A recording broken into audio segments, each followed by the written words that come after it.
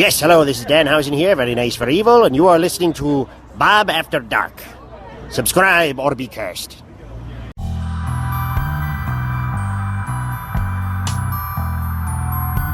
From Mothman and Nessie to the spirit that haunts your home, welcome to Bob After Dark, a podcast about legends, lore, and the supernatural. So turn your lights down and your volume up and enjoy your trip to the shadows.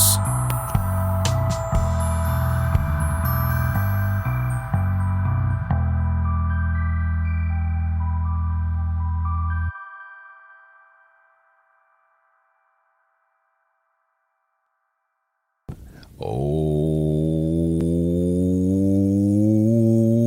hey there, children of the night, and welcome to Bob After Dark, the show that takes you into the shadows and goes and says hello, everything that goes bump in the night. I'm your host with the most that enjoys toast, Bob, and alongside of me, as always, is my ever wonderful, ever vampiric, ever cape-wearing, and forever the heartthrob of Bob After Dark, my friend, my brother, my producer, Count Panic himself. Hey there, Count Panic. Funny enough, I'm wearing my Macho Man Randy Savage hoodie here today. So no cape. By the way, everybody, we have some bad news. So the cape update. We should give a cape update. Because the hashtag missing cape update. The cape has still not been located. No. Nor has the box the cape was in. No. So whoever's holding the cape hostage will pay whatever it is. You think there's somebody's wearing it right now? It's possible, man. I can't believe that the cape's missing. But look, if you're holding Count Panic's cape around ransom, please give that. I mean, this is like when they steal Batman's cowl or something like that, you know. This is a travesty. It's a major prop. It is. It's a wardrobe. It should be in the Smithsonian or something like that, but it's on the loose somewhere. But we'll find it, Bob. Happy belated Dingus Day to you, by the way. Happy Easter. Dingus Day, Bob. Well, belated. Happy belated Dingus Day. And Easter. I didn't see on Easter either, so happy belated Easter. Happy belated Easter. Yeah, so let's get your hashtag weekend update. Well, I guess everything just has hashtags now, so what's your Count Panic's weekend update? The weekend update, and also chime in on the YouTube page there. Brake lights on the 405 says Hiya back, brake lights on the 405. But, yeah, it was a good Easter there, Bob. The traditional Polish stuff, right? Ham, sausage, and whatnot. The weather's been wacky, so if you went on an Easter egg hunt this past weekend, you probably wore a coat for that. Then, of course, the day after Easter, Bob, is Dingus Day, a Polish tradition. Yeah. I was out there with my friend Mr. Pierogi at Big Frank's Sausage there, which you were there recently, but they had the live morning show, WJOE broadcast of the morning show with Chuck and Bob Starkey, who is Bob Before Dark, I guess, essentially. Yeah, there is a Bob Before Dark here at WJOB. That's not me. And it's his birthday today, so happy birthday to Bob Starkey. But happy you know birthday, what? Bob Starkey. They were doing the morning show out there at Big Frank's. Had to come in the studio, and we kind of bounced back and forth between me, or not me, but Mr. Pierogi being not there. the same person. I was there, but he was there as well. And, that was a good time. A lot of people showed up to Big Frank's Sausage there in East Chicago. I know Stan Stefanski's a big fan of the program as well. So, you know what? Dingus Day, Bob. If you haven't experienced at 6 a.m. in the morning, you really should Nothing try it. like getting sloshed at 6 a.m., Count Panic. I was, we didn't know if you were going to show up or not, but I wanted to, but I was in New York during that time. Yeah, I just got back in from Boston yesterday, and boy, my arms are tired. And by that, I mean literally my arms are tired. I drove with Vix from Boston back to Chicago, and it was a long ride. Easter in Boston. Spent the Easter in Boston. You are correct. I hear that's what people really go there for Easter a lot, No, they don't. Oh, I thought there was a convention out there, Anime Boston, and then I was in Salem, of all places, this last week. People go there, too, for Easter. No, Halloween. Yeah, speaking of, this is breaking news as far as the paranormal world's concerned.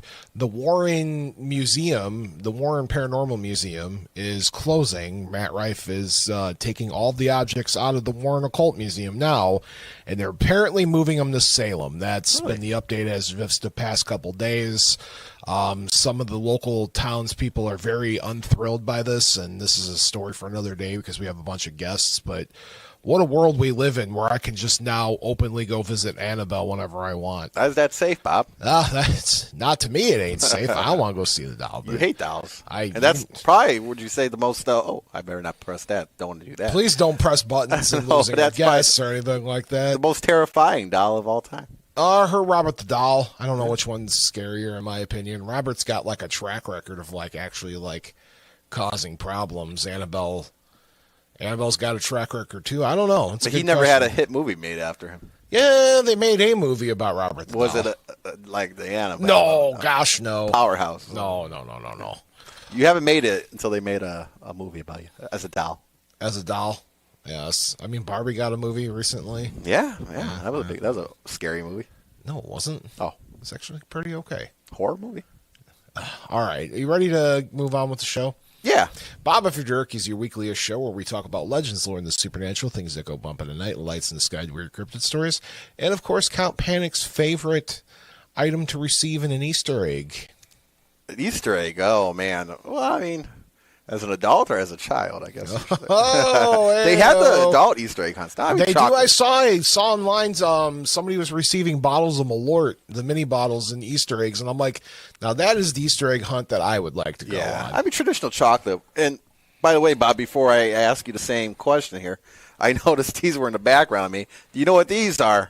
Is that a switch? Well, this is what they were. This is what they were had at Big Frank's yesterday. I don't know how it made it. I guess Chuck and Bob brought it back to the studio, but the tradition of Dingus Day, you use a squirt gun or use these things.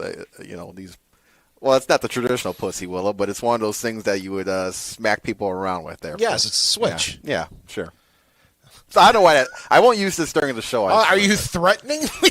I was going to stand like this in the corner in case you get if I get out of hand, out of hand. Panic's going to start getting me with a switch. It's on here if you need Dingus Day. What about you? What do you like in your eggs?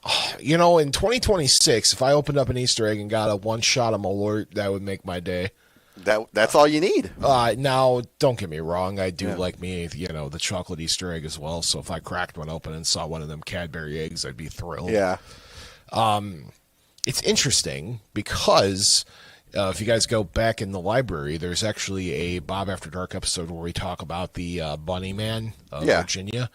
You're not paying attention. I am. I'm just making sure the Zoom is still up. Gosh, we better hope that the Zoom's up because I'm not prepared for an episode this week if we don't have. We'll do an episode about eggs. I'll be sitting here just reciting off of star facts, even though Easter's completely over and it's like 35 degrees outside by us right now.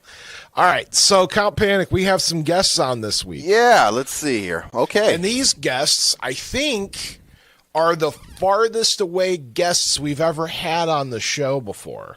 Really? Yeah, that's an interesting fact. Because we've never had an international guest. We've tried. No, we tried. We've tried, but it never pans out. Yeah. So this is really cool. I'm pretty excited to say this. We have I got an email in my email inbox, funny enough, from another Bob.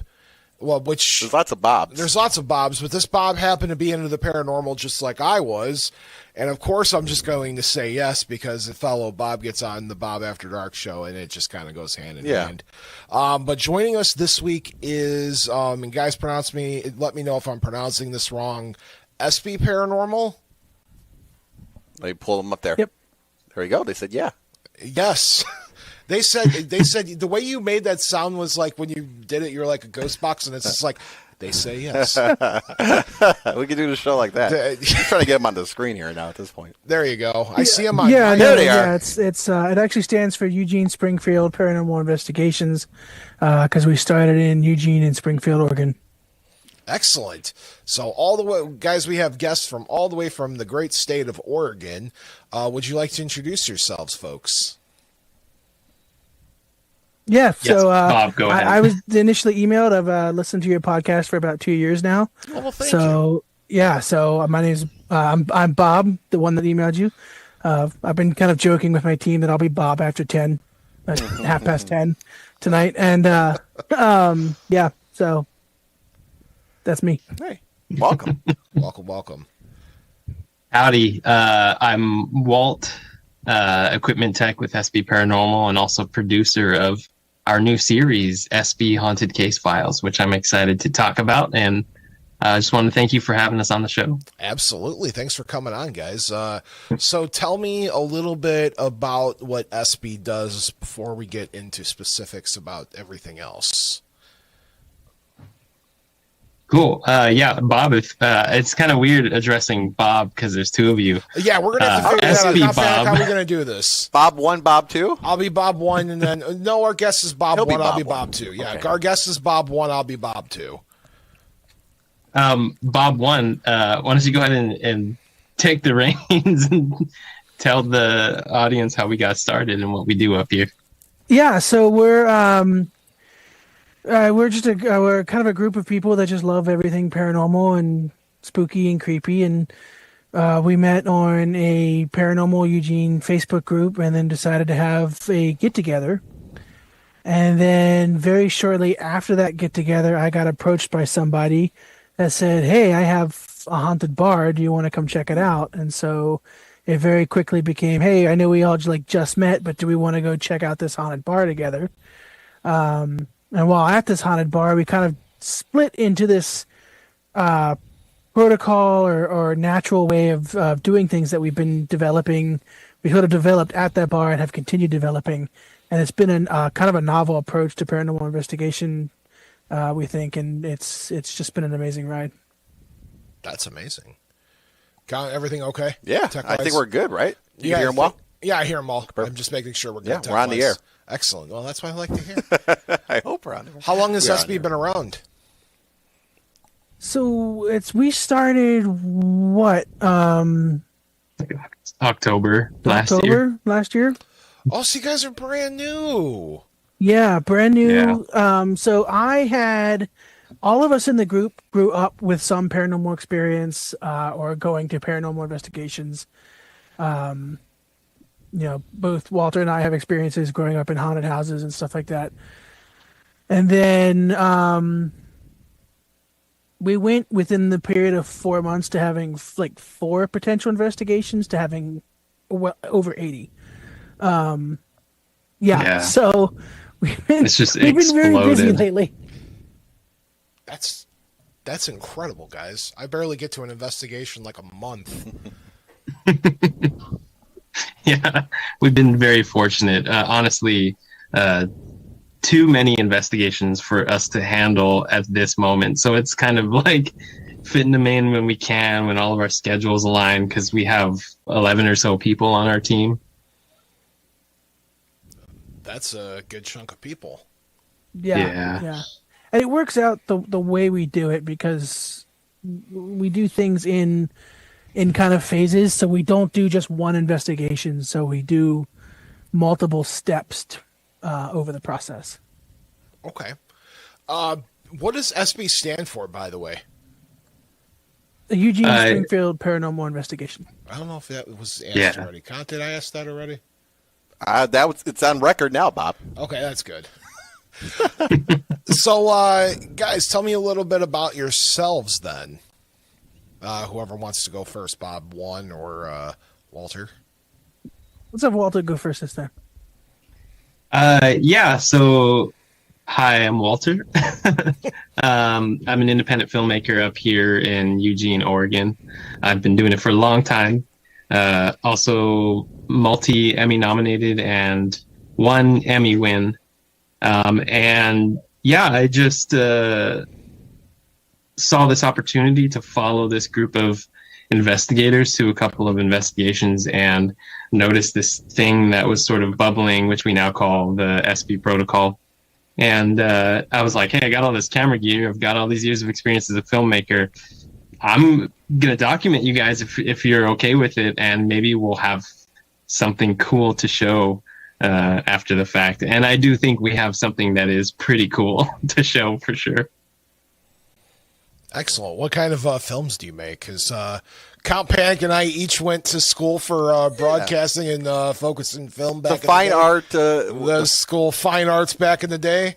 School of we went to what was pretty well known for their film. They're great film program. Purdue. They were known for their film. No, they weren't. No, I think we were the only ones. No, that Alex is doing great. Alex is the most accomplished out of in the film industry. Yeah, not- we could have been the next Scorsese's. We're still doing just fine, Cal, Yeah. in radio and podcasting. But anyway, what kind of movies do you make?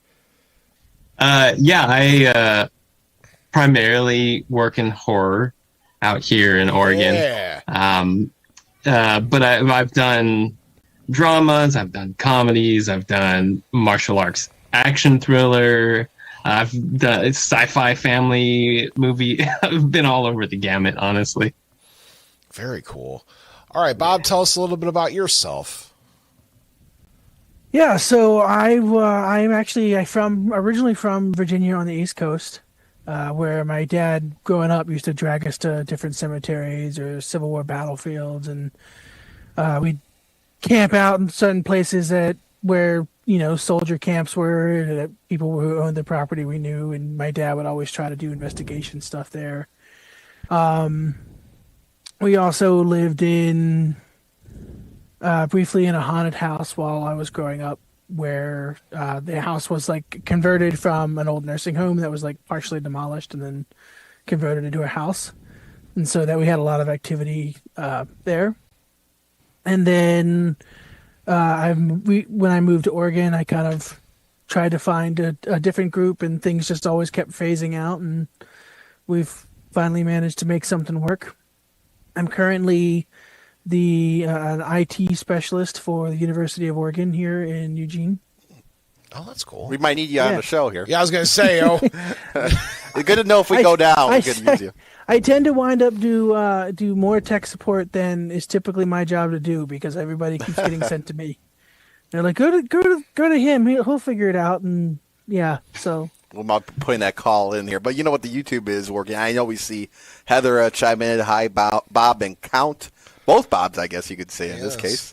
And also Gino from Region Bandstand every Saturday morning, providing there's no sports, on at 10 a.m. Says, just checking in there. Hi, guys. So hi back to Gino. But hello, Gino. People are, they're on the Bob After Dark. They're chatting here. That's good. And you said something's wrong with the phone lines? No, the phone line. No, I hope not. I hope. By the way, folks, we'll be calling Bob 1. You guys could be calling in at any point, 219-845-1100. That's 219-845-1100. So tell me a little bit about, Walter, we'll go back to you to start this one. Where does your paranormal background come from? So when I was a teenager, my family lived in Vegas, and we lived in this extremely active house. We had really, like, you name it, this house had it. Objects moving on their own, footsteps, audible voices, light switches turning on and off, like physically flipping on and off, multiple people getting weird bruises, scratches in the house. And it all sort of culminated around, I want to say, 2007, when we actually had a minor rite of exorcism performed on the house. And in the middle of this sort of like intense moment in the prayer, it was a Catholic exorcism, right when the priest basically says, it demands any unclean spirits to leave the house, our screen door on the back of our house actually flew off the house like 7 feet through the air, crashed into the backyard. And he was really funny because he was just like, so we're not going to pay attention to that. Everybody focus over here. And there is my very excited daughter screaming at my door. Sorry about that. No, you're fine. Well, that was a spirit. I know. I was hoping at first. I didn't realize there was Vegas. I was about to say, oh, geez, there's a Cal. I think either there's a child screaming in one of the backgrounds, or we have a ghost in the studio that's not normally one of the ghosts that we deal with here at the studio. Yeah. We'll be fine. Okay. No, you're fine. Yeah, but that's so we need. So we had this. You need to We had this. So how bad was it that you guys needed to call in a priest for an exorcism? Like, that's a nonchalant thing to bring up, friend. Yeah, so it technically was a minor rite of exorcism. Minor. Okay, so I'm sorry. The Vatican didn't have to get involved. But yeah, so basically, my mom being very Catholic, after us living in the house for about 4 years and everyone being like, so first off, we're pretty sure ghosts are real and our house is super haunted. She was like, I just had this thought the other day. I never got the house blessed when we moved in, so I think I'm going to go ahead and do that. And then she didn't tell us that it was a minor rite of exorcism. What was your Thanks, reaction Mom. when you found that out? Yeah. Yeah, it was quite an experience. And ever since then, I've just sort of been like, I haven't had like really any major experiences since then until meeting this group and sort of doing our own investigating. Very cool. Bob 1, same question. Yeah, so like I said, I kind of grew up getting taken to Civil War sites and places. We did the battlefield at Gettysburg one time. We saw some really cool like stuff there and full body apparitions. Growing up, we had, like I said, the haunted house where we would have the same thing of whispers and footsteps. We would have like things go missing and like reappear in like a random spot. Things turning off and on. We would actually go to sleep, and then like we'd all go to our rooms or whatnot, and then like we hear like a sound like something fell in the kitchen, and like we'd come out, and like all of a sudden in that space of like maybe 5 minutes, all of the kitchen cabinets have been emptied, and everything is sitting on the table, and we have no idea how any of that got there. So really freaky stuff like that. We used to have this. I don't really know what you would call it, but growing up, my mom could not stand the house being quiet in the middle of the day. Any day between 12 noon and 1 p.m., you could hear like this old 1930s radio playing in the house. And so the house was like this big kind of L shape, and so you had, or like a C shape, so you had your kitchen and dining room on one side, a big hallway with bedrooms, and then your living room, and that was basically like the front lobby and the kitchen, and then 4 rooms that were left over from an old nursing home.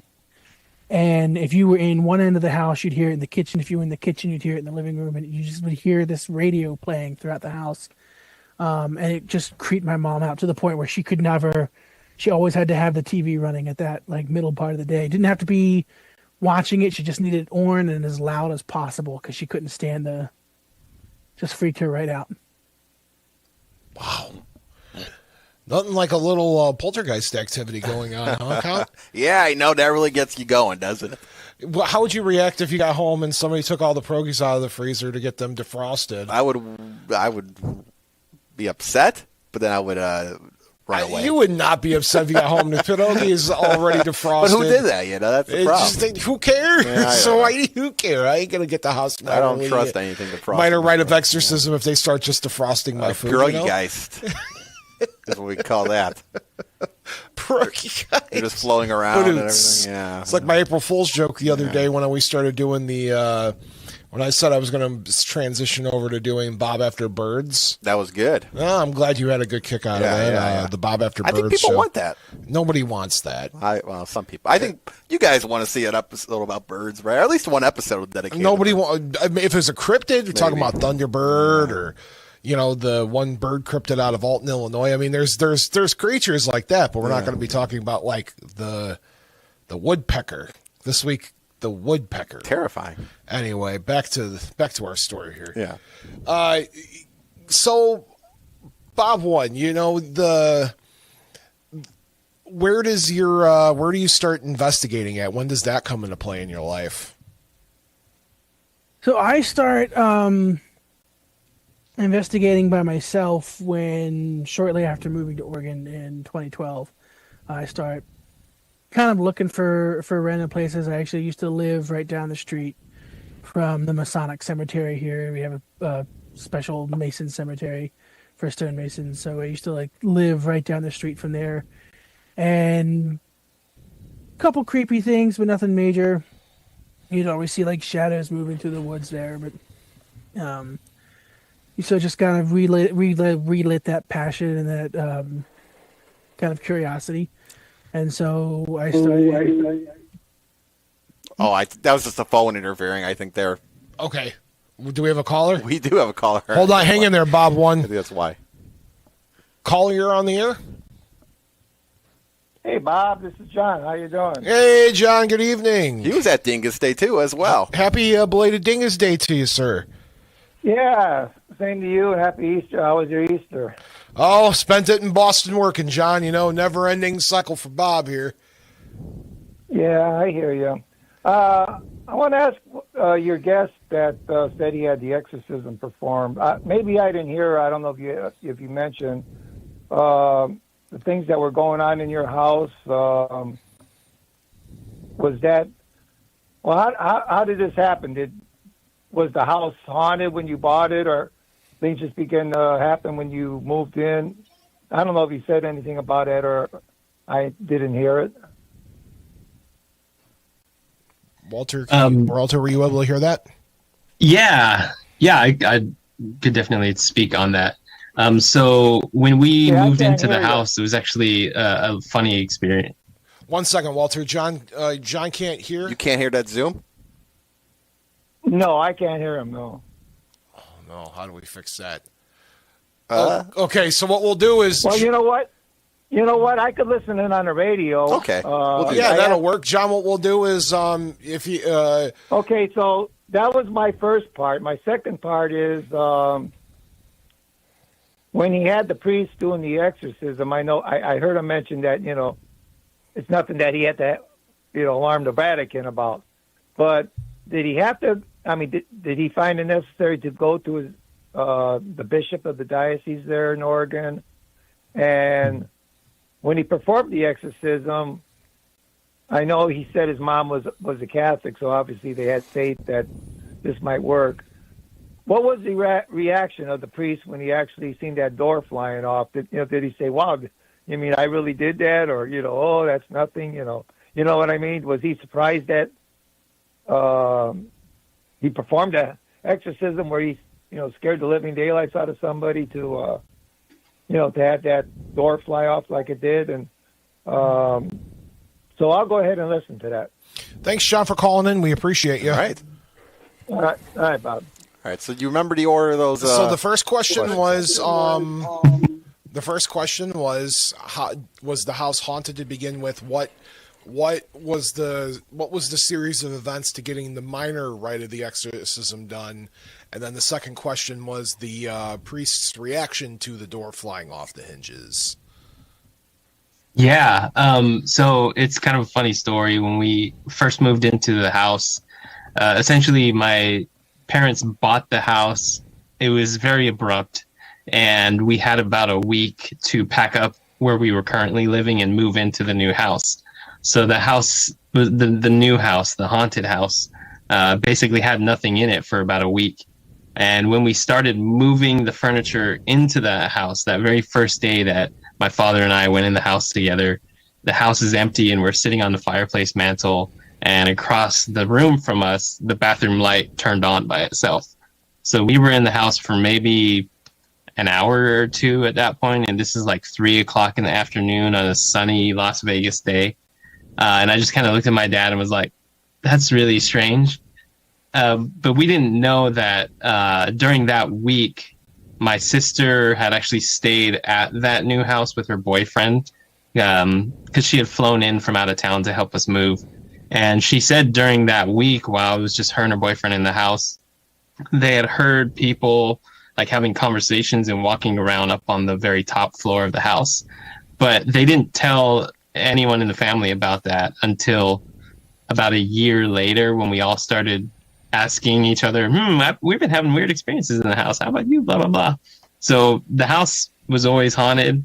And this was like, I want to say the house was less than 10 years old. That whole like neighborhood was relatively new. So we didn't know like where it was coming from or what could have caused it. And I think the second part was the Catholic aspect of it. You didn't go to the Pope, obviously, but the bishop. may touch on that too a little bit there. Yeah, John's our one of our Catholic experts here on the show. He calls in whenever there's a Catholicism thing pop up. It's our resident expert. So he was awesome. Interested in hearing that. Yeah. So I don't really know like all the details of what had to happen for my mom to like organize all this and orchestrate it. I would say there's probably a chance that they had to go through like the sort of bishop of that area to get the approval to do it. And during the actual exorcism, the priest, he was as cool as a cucumber. He warned us beforehand. He just said, let's just keep our attention on the prayers and not focus on anything else. And that was kind of like an ambiguous, I guess you could say, warning before the prayer started, but nothing really happened up until that exact moment when he sort of commanded these spirits to leave the house. And we had this door just fly off of the house. It was very strange. Mm-hmm. I've heard a lot of crazy things in exorcisms. I've never heard of a door flying off. That's nuts. Yeah, we were all really confused. And, it was, again, this is in the middle of the day. It was a hot summer day in Las Vegas. All right. So let's back to Bob there. Bob, tell us a little bit about... and John said, thank you, very interesting. Oh, appreciate you, John. Yeah.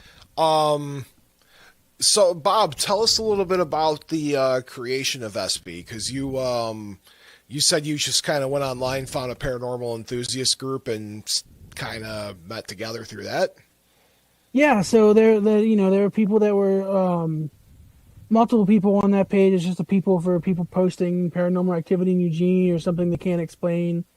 Anya, who was the kind of founder of that page and the founder of the founder of the group had posted that she used to do paranormal investigations and was interested in doing them again. And so myself and a few others said, hey, well, let's actually meet up and do that. And so we did.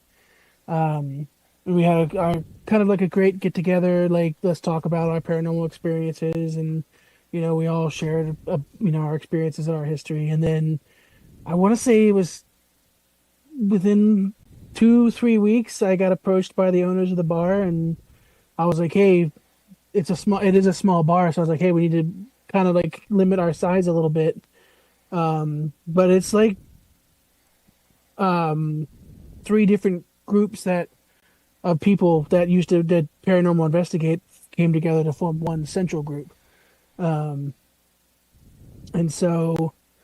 we kind of each have our talents and our skill sets that really work out in our favor. For whatever reason, I get people that approach me with locations all the time, and it's a very weird situation. I just get messages and be like, hey, I've got this haunted place. Can you guys help me? And I'm like, how do you know I do anything with that? And they're like, I don't know. I just got a feeling. And we start talking about it, and it's really neat. Do you hear that knocking on the wall? No. I'm not joking with you. There's knocking on the wall. Oh, stop it. Stop. Why are you trying to terrify us tonight? I'm not trying to terrify you. I'm asking you a legitimate question. I didn't hear anything, but I got headphones on. Okay, well, when I pick it up on the microphone through post-editing, then you're going to be like, oh, my God. Well, I mean, I'm not worried about it. We do record this in a haunted studio. What kind of rating sweep stunt are you trying to pull here? I'm not. We legitimately host this in a haunted studio, so... Okay. Well, I haven't heard anything, Bob. So. I heard the knocks. I'm not crazy. I know what I heard. You're not crazy. Maybe Ghost has a question. Yeah. That's... got your Ouija board? Preacher, and I didn't bring that with you. Preacher, if you're here, you just... hey, thanks for saying hi, but we're busy doing a show right now. Show here, yeah. I'll talk to you later. Maybe he knows where the cape is. Yeah. Yes, actually, hey, Preacher, can you tell us where the cape's at? That'd be great. We got to ask the question. That, yeah. If not, we're going to have to get, you a new cape, and that's just going to really be a pain. It's not in the budget, I don't think. It's in the budget. We'll get this one monogrammed. I want to, sequins and everything. Walter, were you a part of the group when Bob first put out this bar thing, or did you come along a little later? Yeah, so we all met at the same meeting in October, sort of like just a random get together of paranormal enthusiasts. It was actually funny because I got into the group because I was looking for a GoPro to purchase for this horror film that I'm trying to make, and I met the boyfriend of Anya, and the boyfriend was like, "Oh, you're doing horror films? My girlfriend runs this Eugene Springfield Paranormal Investigations Facebook group. You should join it and say hi and introduce yourselves." So it was all very serendipitous, like weird timing, synchronicities, and we all came together in October. That's so cool. Yeah. We do paranormal meetups here in Chicago. I haven't been to one yet. I know Jack Chavez, sorry, I was just listening to my interview with him the other day when he told me I was lazy by pronouncing his last name wrong. Jack, if you're listening to this later on, I gotcha. We got a caller. Yeah, let's see, Bob here. Again, I don't know if the Zoom and... Caller, you're on the air. Let's try this. Hello? Hi, caller, you're on the air. Hi, how you guys doing? Good. Good. Hey, I enjoy the show. I'm into the topic, and you did mention that the studio is haunted, and I did hear all about that, and I find that really interesting. So I was just wondering, have you guys ever tried to get a group there to investigate? We have, actually. So, guys, I don't know if you heard on the Zoom call there, somebody asked if we've ever had the studio professionally investigated, and the answer is yes. Myself, Northwest Indiana Paranormal Group, Pete joined us. Pete Greist, yeah. We came in here and did a full investigation. About what? How many years ago? It's been about 3 to 4 years, I'd say. Probably 4 or 5 years ago. Yeah, because I got my wisdom tooth extracted the next morning. I remember There that. you go. Yeah, that's how I remember. No, when we did the investigation here, I tell this story a lot, but we were doing an Estes method, which is where I go into sensory deprivation mode. I'll with a blindfold on my face, and I'll wear headphones, and I'll let static pull through my headphones, and if I hear a voice, I'll talk. I'm familiar with that. Yeah, I've done that too. So we did it, and we did it in the old recording where the studio used to have the shows at in the back room.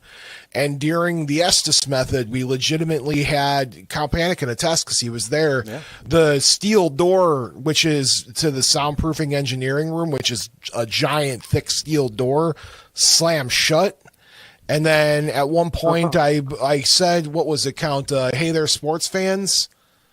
Or something like that, which is one of Preacher's lines he used to say. And there was other stuff too. The shadow. We had the SLS camera where the figure looked like it was wrapping up cable wire, and then we had the. Wow. Yeah, we had a lot of things happen here during our investigation. It's a pretty cool place, and I get to proudly say now that we're back home in the old studio. I could say I do my show out of a haunted studio. It's pretty cool.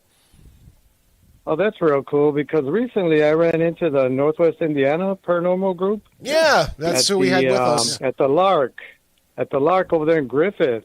Mm-hmm. And that's purported to be haunted too. And I go there sometimes for meetings and stuff. And it was funny, though, because the men's bathroom is like near the meeting areas. The women's, they got to go down a creepy hall down there. Great. And but yeah, and so I'd gone to the bathroom and I heard voices. I was like, "What the hell, man?"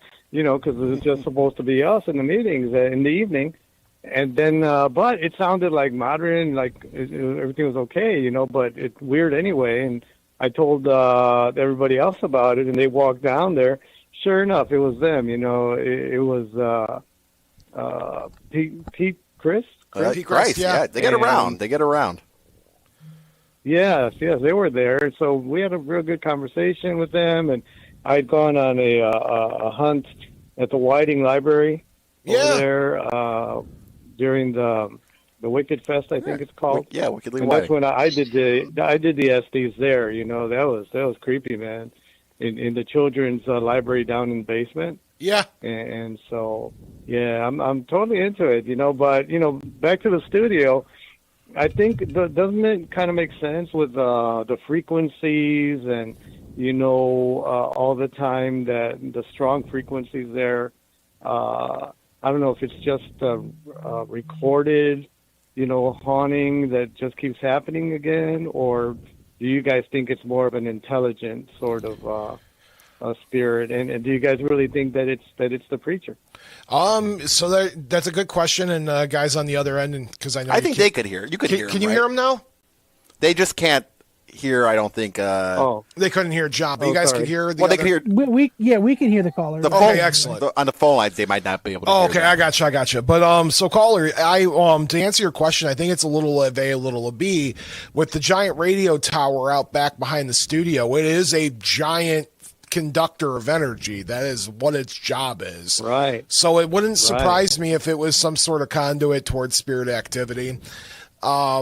Yeah. And then on the second part, though, when I was in here, and I host a paranormal show, so I'm a believer in the paranormal, but I also understand when there's just not a haunting. Not every place is haunted. However, we, from the investigation and the results we had here, I believe the preacher still hangs out here at the studio, and nothing wrong with that. I love sharing the studio with him. His office is here. I say hi to him whenever I walk in. I think he just likes to have the company again. Wow. And, that's pretty wild. We didn't get your name, sir. Sorry about that. What's the name? My name is Raul. Raul. Okay. Well, thanks for calling in, Raul. We really appreciate you.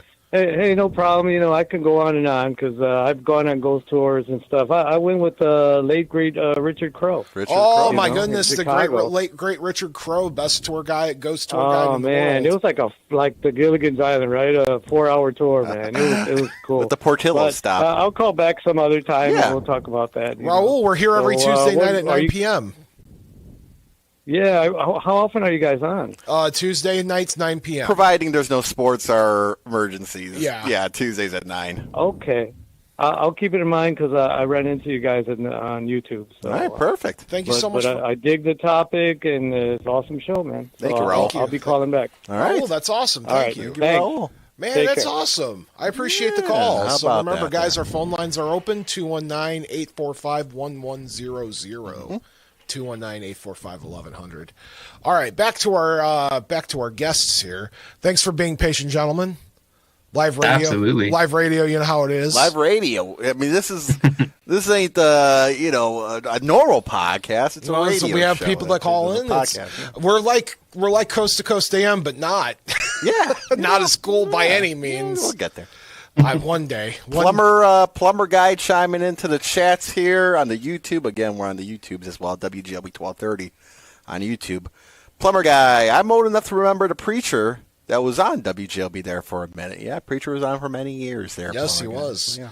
And I believe he still hangs out. His office is still intact. His office is still intact. We were just talking about that today. So, gentlemen, tell me a little bit about your first paranormal investigation with ESPI when you guys got together for the bar. Because that's like the grand christening, the bottle against the ship, as you will. Yeah. Bob 1, did you want to take this or did you want me to start? I could talk a little bit, and then maybe you could talk a little bit if you want. So it started with it's a bar, so it's open late, so it's like really hard to find time to get in there and investigate, and so that kind of helped steamroll this protocol that we started developing, and so it wound up being the first phase a little bit would be myself and Anya, who is also one of our mediums. We have multiple mediums within our group.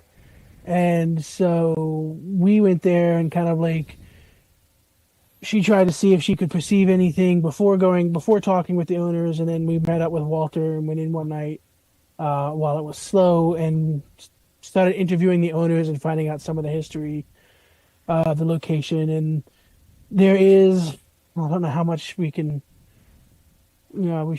share, but we could share as much as you want.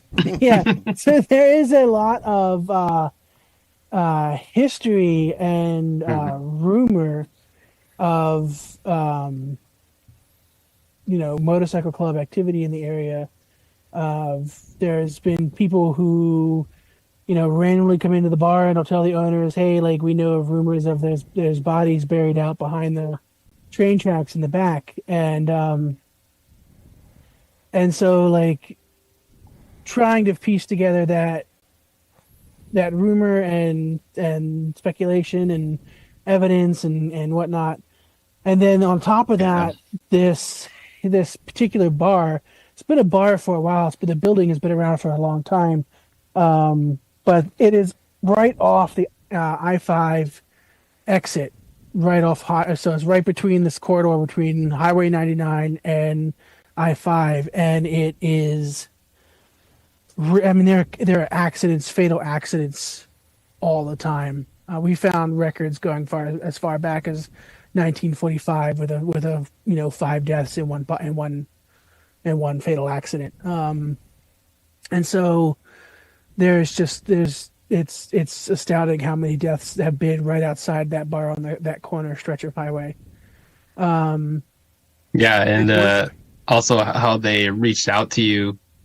They sent you a security camera footage of one of the doors in the building opening up on its own. Yeah, it's funny. Bob had mentioned it earlier. They've got that big solid steel door, and this is a very similar door. It's on the back of the bar. It's this big, heavy, solid steel door, and it's just casually opens and closes on its own.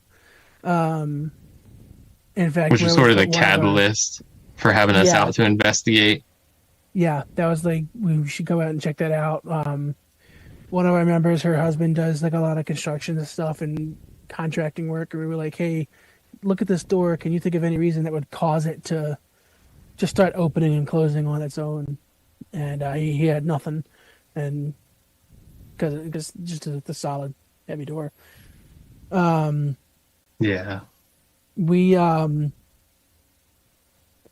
one of the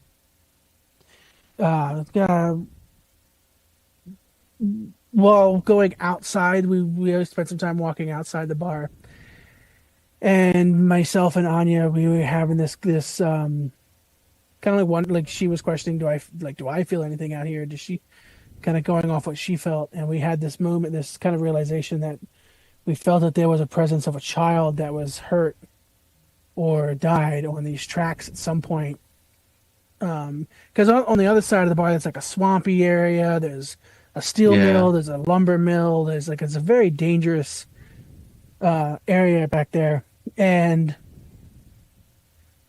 the next investigation. So basically, if we go to the first phase, we don't go to the second investigation. The second team doesn't get any of the information or anything like that.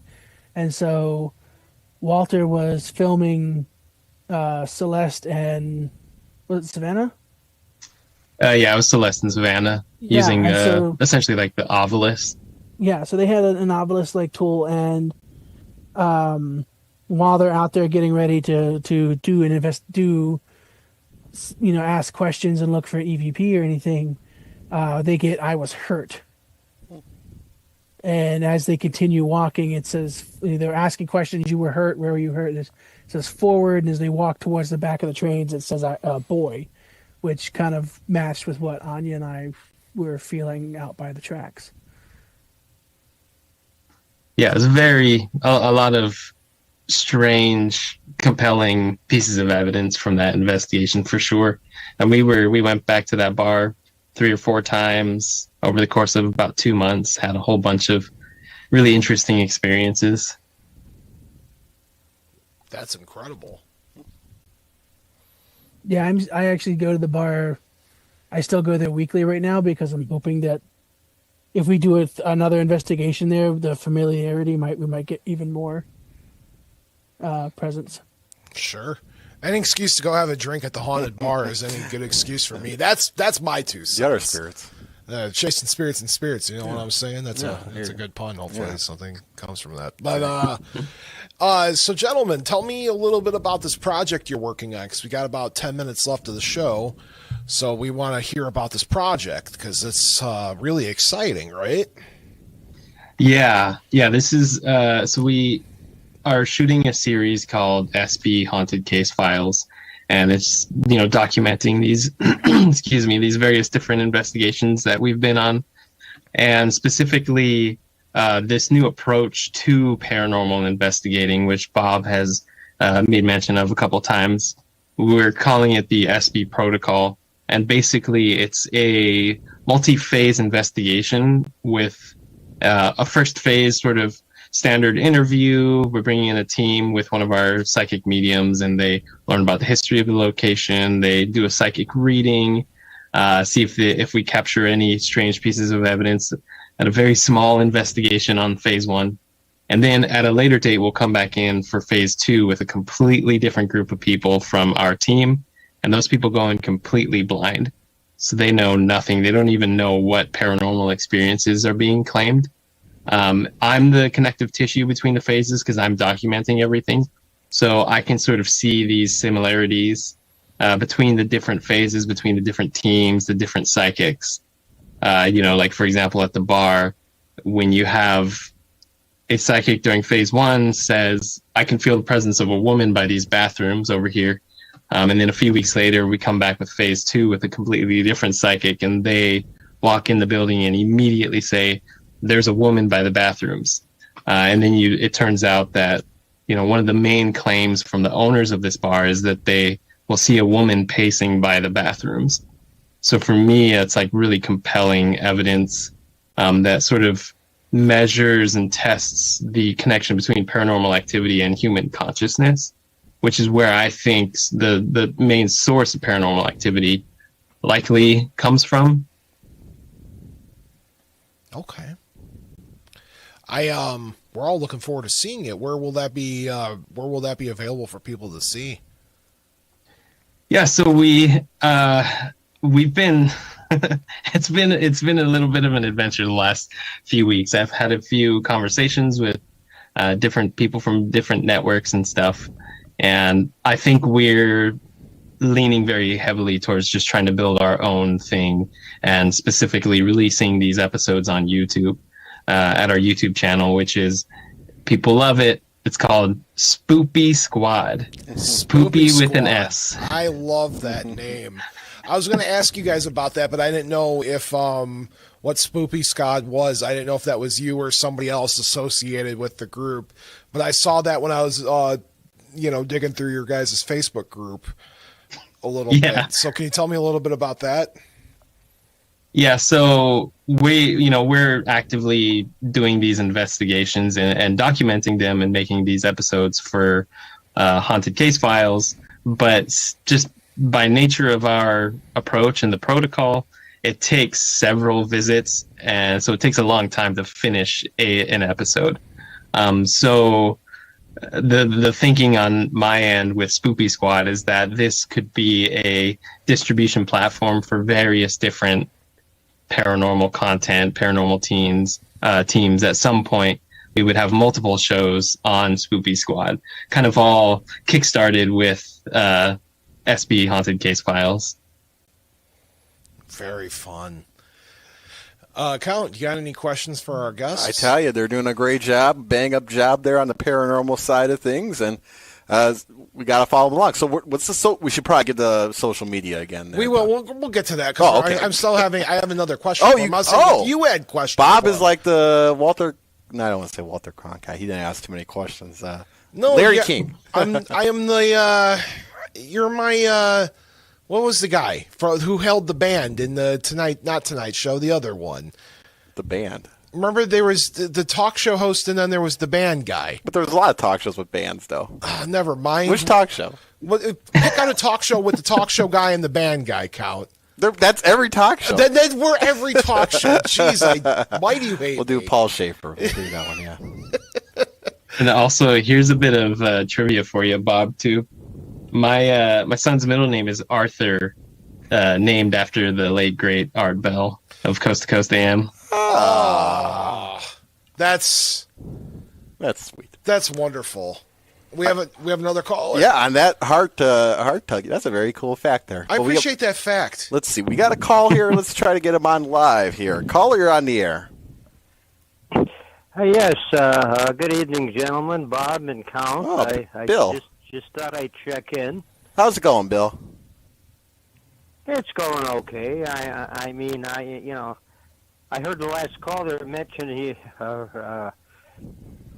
Richard Crow. I went a couple of times on his tours, and geez, when I get home, it gets you thinking about that.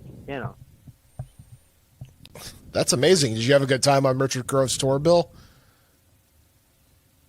Yeah, I mean, are you guys broadcasting from the old station? Yeah, we're at the old station now, Bill.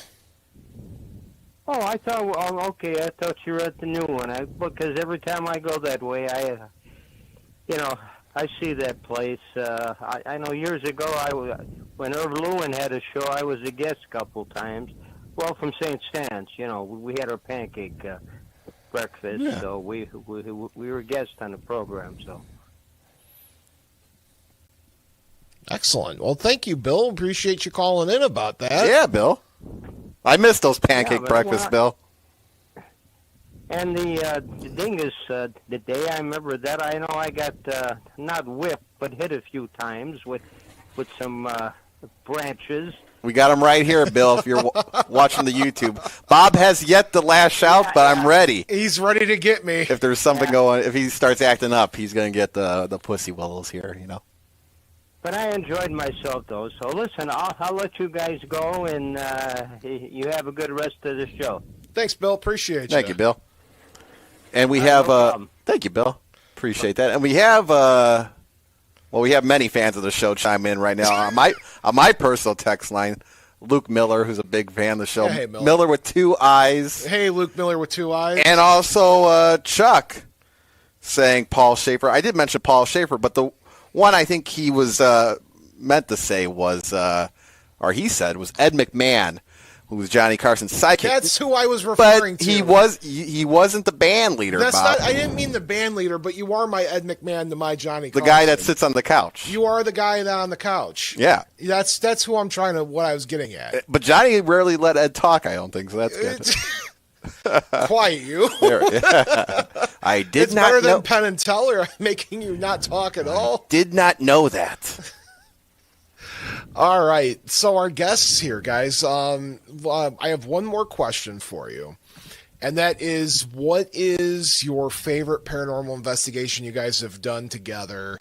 I don't know if you share the same memory or if it's 2 separate ones, but I'd love to hear your guys' favorite investigation together and why.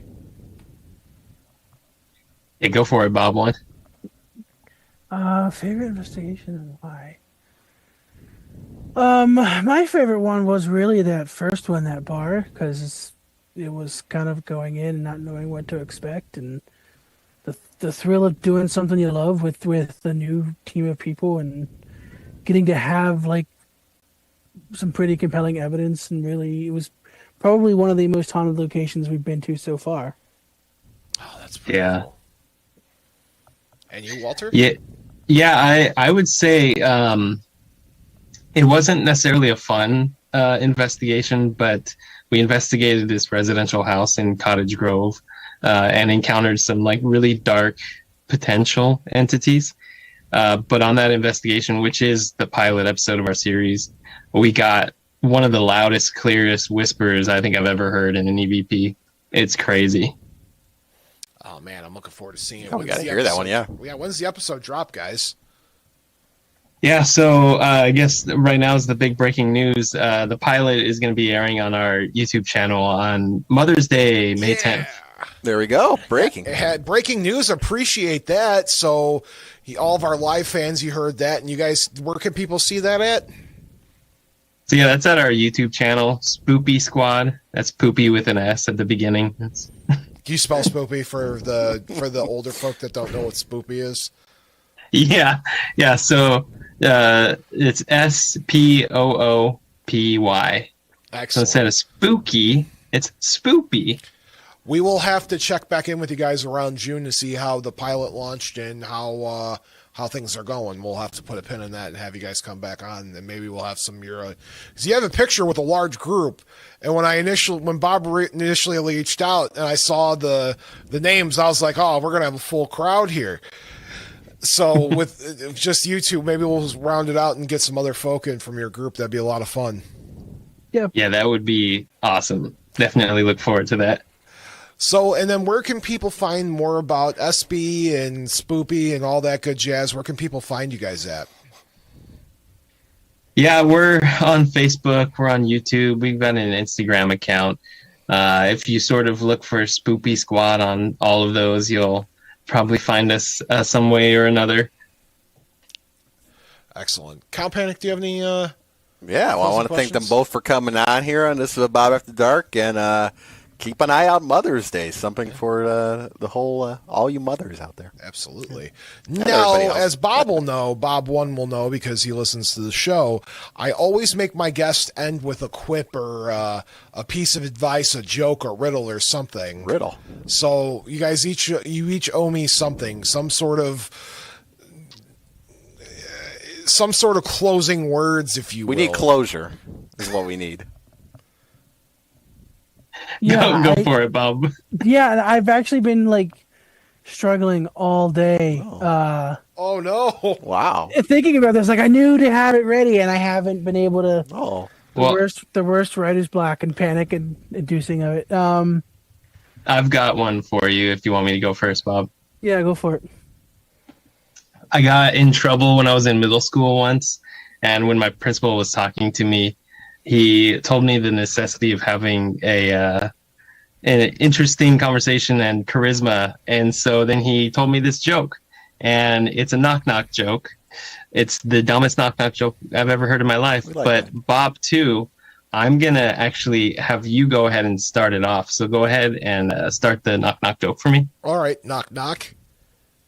Who's there? I don't know, man. Yeah, that's the whole joke. It's the dumbest joke. Oh, that's good. And Bob One. I'll give you one for Dingus Day here. Sure. So growing up in Virginia, the South, the old saying, you get in trouble, you have to go get your own switch. Right? Yeah. Yeah. So I will. I'll tell you the time I did quick thinking and got out of having to go get my own switch. My dad I forget what I'd done. I was a bit of a troublemaker, so I was always in trouble for something. And my dad said, "Go get a switch," but he had a tool shed out in the backyard where he did a lot of electrical work and stuff like that.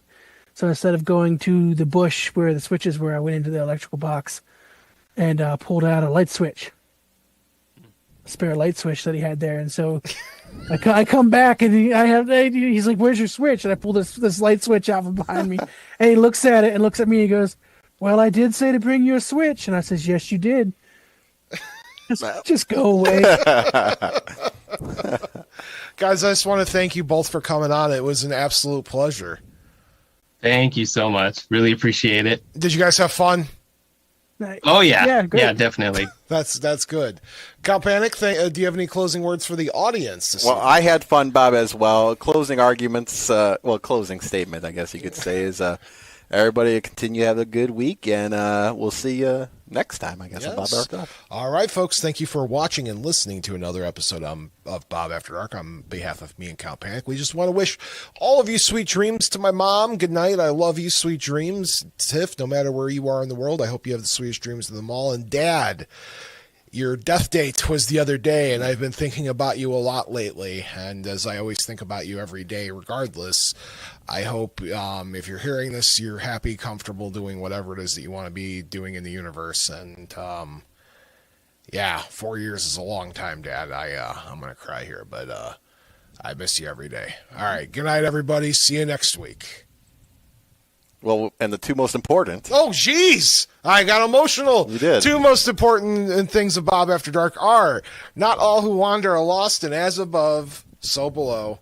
Until next time.